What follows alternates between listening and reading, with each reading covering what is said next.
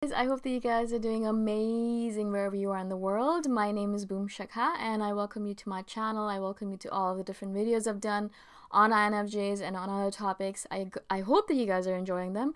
Hope that you guys are learning from them specifically.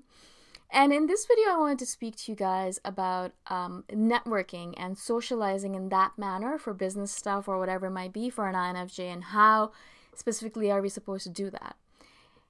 Networking is one of those words that really caused me a lot of social anxiety when I was younger. When I was younger, and I did a master's in business, so I have an MBA. Not a lot of people know that because I don't actually really use it. But when you're doing an MBA, one of the main things that you have to do every freaking week is go for these networking sessions. Now, I hate networking, not only because it's such a formal way of socializing, and I hate socializing, so I hate formal ways of socializing even more. If I'm going to socialize, I want it to be as informal as possible, sitting on the ground on a bunch of cushions, having a cup of tea, talking about insane topics, and not really formalizing it. But for a freaking networking event, I hate them to death. What you have to do is you have to dress up, first of all, which I don't like doing. You have to wear makeup because, you have to show your best self to the world. You have to wear heels or a tie or a suit, and all that stuff really irks or annoys me. And then you have to go out and talk to all these people that you don't really care about. You don't actually really want to talk to them. You don't really like them. But you want to talk to them because you might, in the future, sometime in the future, might need their resources or their help or their contacts, or you might need a job from them, or you might need anything from them, right? Like something or the other. And so you go to these stupid events, you dress up, you eat shit, and there's all this garbage to eat, and there's all this coke and alcohol. I don't like alcohol. That was another thing. I was forced to drink because everyone else was drinking, and they're like, but why aren't you drinking? And if I made an excuse, they'd be like, just drink, it's fine, you're allowed to live a little. I think to myself, if living a little means drinking alcohol, then I'm fine. But of course, you couldn't argue with that, so you drank. You did all these stupid things that you didn't want to because you have to network, because you have to build your freaking contact list, because you might need this person in the future when you're doing something else, or you might be looking for a job, and then they might work at the company that you're looking for a job at, and they can be a useful contact in the future. And that in itself is a really annoying thing to me, because the only reason you're being friends with me right now is because you might need me in the future sometime. And if I'm not useful to you in the future, then you're never going to think about me again. You're never going to talk to me again. That kind of superficial relationship really annoys me. And you guys can tell this is like a major rant, this whole video, because the word itself, networking, makes me crawl with bugs. I feel icky the whole time I even think about it, right? But I did them. I did a lot of those freaking events. And because I did so many of them, because I had to get used to it, I had my own techniques on dealing with it, right? And I know a couple of you guys have asked me, how do I be more social at work events, or how can I become better at networking? Because you guys are perhaps in these kind of situations.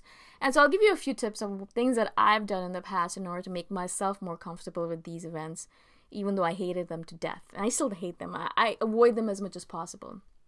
Even now, when I have to go to a networking event, I'd rather kill myself than go to one. And if I really have to go to one, then I do these things that I'm going to talk about right now. The main thing, the most important thing that I figured out that is so important when I go to a networking event is to have a buddy. So do not go to these freaking events by yourself. It is torture as it is. If you don't have a person with you that can kind of help you pass the time, or make you laugh at yourself, or laugh at other people, or make fun of yourself, then you're going to really find this torturous. And so whenever I go to any kind of networking event, even now, because I do still have to go to events like that, I always have a buddy with me. I always have a friend that goes along with me, and we go together as partners in crime. So either I'm their wing person or they're my wing person, depending on what the situation requires, right? The reason that's so important is because, as I said, if you're bored, then this person's there to entertain you. And if there's a person that comes up to you and you're like, oh my God, this is going to be a really horrendous conversation and I need to get out of here, then you can signal that person, or they'll know to kind of get you out of there, and things like that. So it's always really good. So now I never go to any event without a buddy.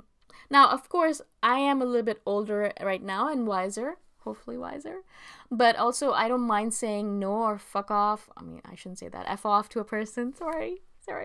I don't mind, saying, I'm sorry, you're boring the hell out of me. I need to get out of here. Or I don't mind leaving early from these events. I have nothing nothing like that. I have no social etiquette anymore, really. I don't care.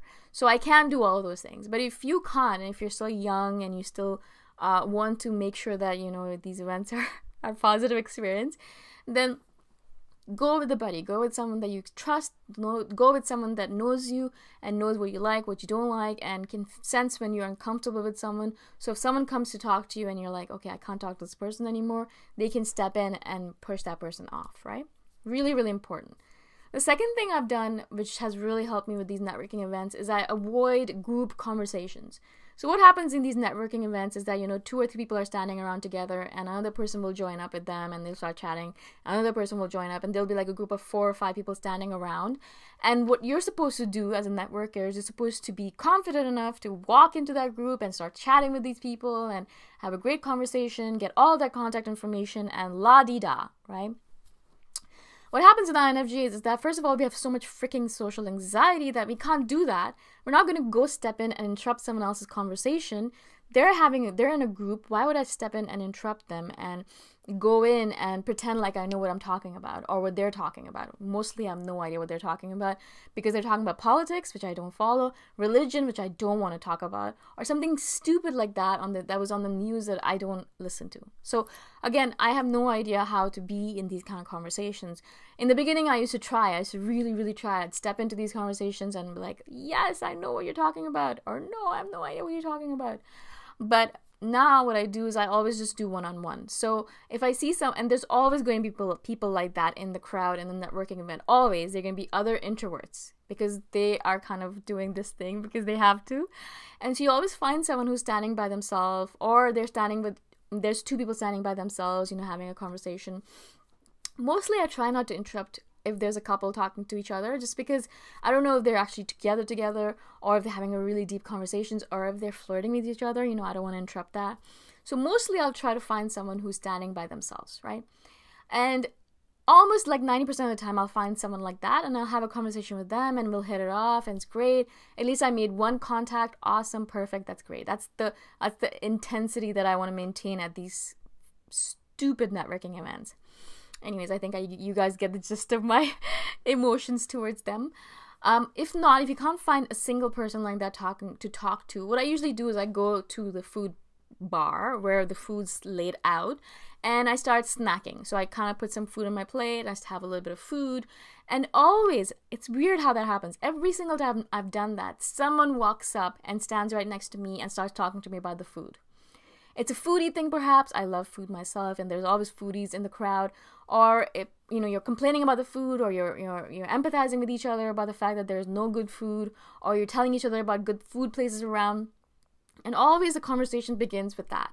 And so I found that to be a really, really good icebreaker. So I always do that. If I find nothing else to do, food is a really good way to break the ice. And people will always want to talk to you about the food, or about the quality of the food, or about food somewhere else. I just had this really good steak at this place, or I had this really, really, really great dim sum, something like that, and then the conversation flows from there.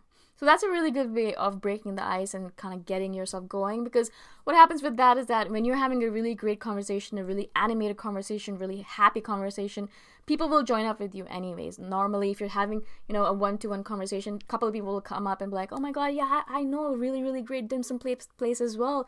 Maybe we should go sometime. And you can be like, yeah, sure, that sounds good. Or, no, never, I would never go to a dim sum place with a stranger. However you want to play it. But that's how I do it. So those are the 3 techniques I've used in the past for my networking events, and I still do use them. I also use a technique of leaving as much as possible, because as soon as I realize that the networking or the event is useless, or the people are really icky, or they're just coming on to me, or they're being very aggressive or pushy, I leave. I don't have any kind of, I have no fear about that anymore. I don't want to please these people. I don't care if they think I'm an idiot. I don't care about any of that shit.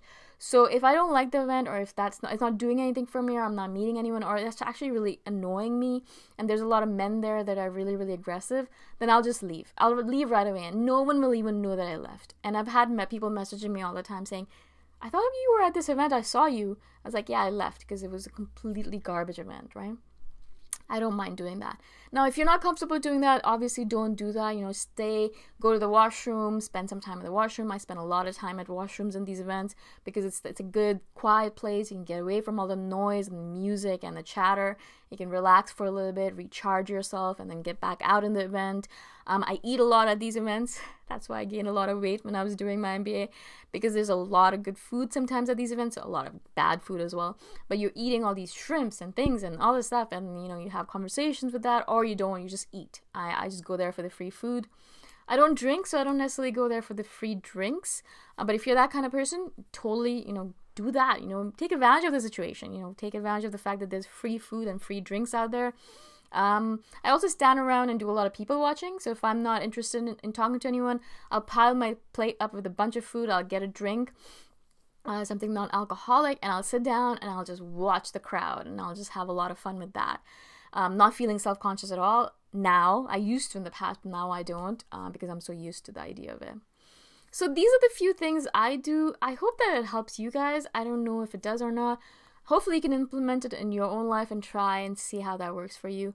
The main thing I'd tell you guys is that the people at these events are as afraid or as scared or mystified by the idea of networking as you are. They don't like it as much as you do. You might think that they do, but they don't. They're just pretending to like it very well, and they're really good at pretending. We're just terrible at pretending, right? And so they don't like it, you don't like it, so it's fine. Everyone's hating it, everyone's uncomfortable. Just go in and try to do the best you can, because they don't know what they're doing either. They might pretend like they do, but they don't, and you don't either. So let's just go in, have fun. If you don't like it, go away. If you like it, stay and make a few friends, make a few contacts, and perhaps one day in the future, the faraway future, that person will give you a job, or you might give that person a job. Who knows, right? Again, I hope this makes sense. If you guys have any questions at all, please message me anytime. I'm here to answer all your questions. All my contact information is in the description below. And if you want, you can just comment below and ask me a question directly. Thank you so much for watching. Thank you for being on my channel and for subscribing. And I shall see you guys in the next video. Bye for now.